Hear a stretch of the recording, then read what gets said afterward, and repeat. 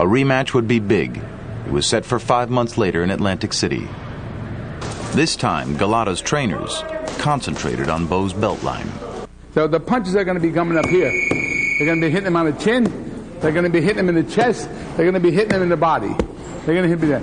Over here, we've taught Andrew to keep away. This is a no zone over here. Bowe, dedicated now, shed 50 pounds in 8 weeks and appeared to be in championship form at 235 pounds.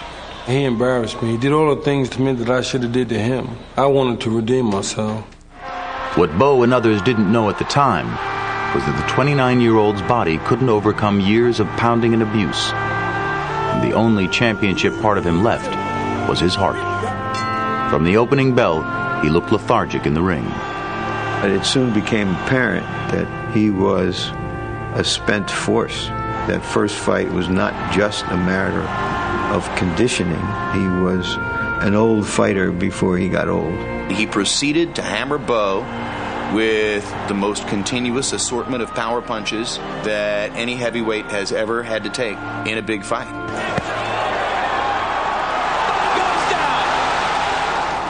All the courage that Riddick had shown against Holyfield in the first fight, here it was again, as he was taking ridiculous punishment all around the ring from pillar to post, sometimes landing back.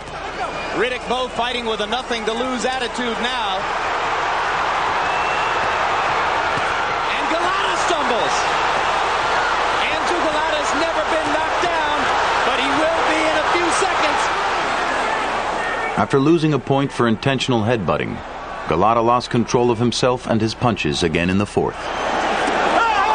Low blows by Golota, and Eddie Cotton will pull him away. All right, look. That's your first warning for low blows. All right, look. That's your first low for low blows. Your first one, no more, okay?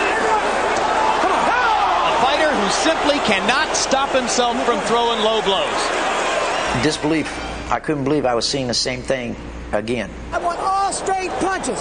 And goddammit, step the jab in. No more body punches. You gotta go to the head with this guy. Uppercuts and go to the head with this guy.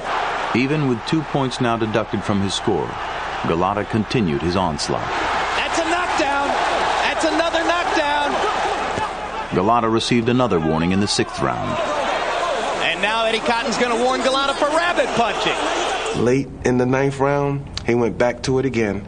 And the last two was a combination way below the belt. Low blows, and down goes Bowe again. Yeah, that's it. He's calling the fight over. He's disqualified Golota again. He was willing to fight hands down. But because he's an idiot, he got himself disqualified. He didn't want to be there. I felt sad for him. I felt sad for Riddick.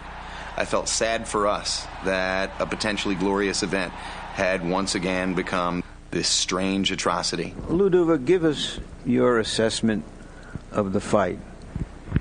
Well, I don't know what to say. I really don't. I'm going to sit down with Andrew and say, look, do you want to be a fighter or don't you want to be a fighter? If you don't want to be the fighter that fights in the ring and fights the right way, then you better go look for a championship of a tough man contest in a bar or something like that, because it's not going to happen. Andrew Golota would have 3 more chances at redemption. Against Lennox Lewis, Golota would be KO'd in the 1st round. Against Michael Grant, Golota would quit during the 10th round. You want to fight? You want to fight? You want to fight? He's saying no. He said he didn't want to fight. And after 2 rounds with Mike Tyson, Golota quit the fight and boxing. When I was trying to put that mouthpiece in his mouth, I should have shoved it up his ass. I said to him, Andrew, don't do this to yourself. And then he didn't want to know nothing. He pushed me away. Whatever demon it was that forced Andrew Golota to do those things in the ring, he couldn't stop it. He had no control.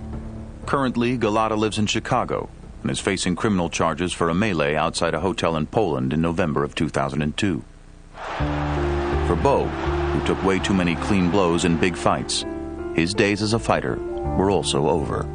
His reflexes and responses weren't quite what I would have expected, especially somebody that's 28 years old. If you look at Riddick's speech pattern from the Holyfield Bowe era, You underestimate my stamina, my punching power.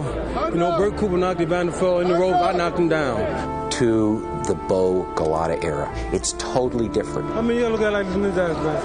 Golota somewhat, fresh. He hasn't had as many fights, so therefore he don't get his time. But as soon as fatigue set in a little bit, that's when he started hitting me low. One of the major hallmark symptoms of chronic brain injury is personality changes, aggressive behavior, problems in someone's personal life. 1 month after the second Golota fiasco, Bowe made a strange decision. Well, I'm not retiring, and I'm not going to announce my next fight until after I do something else. And that something else is join the United States Marine Corps. For a guy who had trouble training for a fight worth tens of millions of dollars, how the hell is this guy going to go to Paris Island and wake up for reveille? Bowe's first day of Marine Corps training was February 18th, 1997. He would be a civilian again just 3 days later. I didn't expect the drill instructors to give me such a hard time. Returning to civilian life wasn't easy for Bowe. A string of domestic disputes resulted in a separation from his wife, Judy. She left and took the kids down to North Carolina. I kind of felt like a part of me died. And what good was I? I got a call from one of Judy's nieces to say that Bowe had come and he had taken the family. What people must understand is that what I did, I'm not proud of it, but I did it out of love. Bowe pled guilty to interstate domestic violence, and in November of 2002 was sentenced to at least 18 months in prison. In a sentencing hearing, his defense team claimed that injuries to his brain from boxing were partly to blame for his decision-making. This is a different Riddick Bowe than that fresh, young, big, bear of a guy who first fought Evander.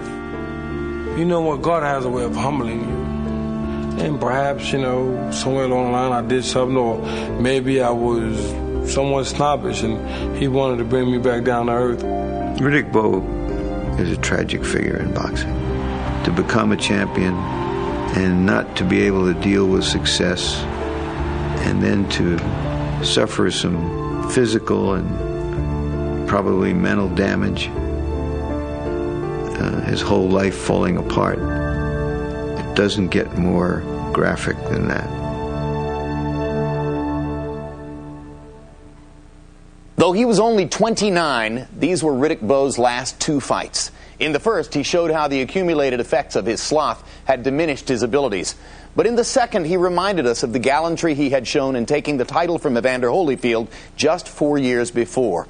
Bowe fought with extraordinary courage, even as his career was vanishing round by round. Andrew Golota was just the latest of many to prove you need more than physical talent to become a boxing champion. Thanks for watching The Tale of Bowe Golota.